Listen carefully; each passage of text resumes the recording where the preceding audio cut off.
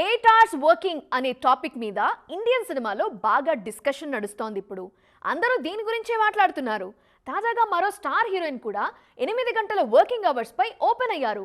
ఇన్నేళ్ళు కష్టపడిన మాకు ఆ మాత్రం అడిగే హక్కు లేదు అంటూ ప్రశ్నిస్తున్నారు ఆమె. అసలేంటి వర్కింగ్ అవర్స్ ముచ్చట? ఇప్పుడు ఎవరు స్పందించారు? ఆ మధ్య ఓ ఇంటర్వ్యూలో 8 అవర్స్ వర్కింగ్ మీద రానా దగ్గుబాటి అన్న మాటలివి. నటనంటే ఉద్యోగం కాదన్నారు. రానా కేవలం యాక్టర్ మాత్రమే కాదు, నిర్మాత, ఇంకా చాలా. సినిమా మేకింగ్ గురించి ఈయనకున్నంత క్లారిటీ ఎవరికీ ఉండదేమో ఈ జనరేషన్లో. అలాంటి రానానే 8 వర్కింగ్ అవర్స్ పై కుండబద్దలు కొట్టారు.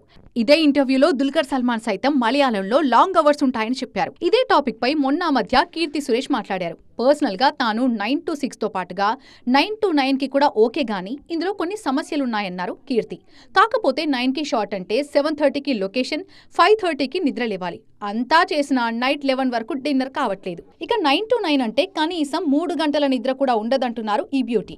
రష్మిక మందన సైతం గర్ల్ ఫ్రెండ్ సినిమా టైంలో 8 అవర్స్ వర్కింగ్ పై మాట్లాడుతూ తాను ఓవర్ టైం వర్క్ చేశా, కానీ అదంతా మంచిది కాదన్నారు. దేనికైనా పద్ధతి ఉండాల్సిందే అన్నారు రష్మిక.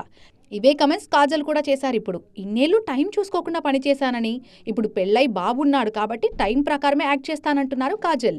ఆదివారాలు షూటింగ్ చేయను, కొన్ని గంటలే పని చేస్తానని ముందుగానే అగ్రిమెంట్ చేసుకున్నట్టుగా కాజల్ తెలిపారు. ఇన్నేళ్లు పనిచేసిన మాకు ఈ మాత్రం అడిగితే తప్పేం కాదంటున్నారు ఈమె.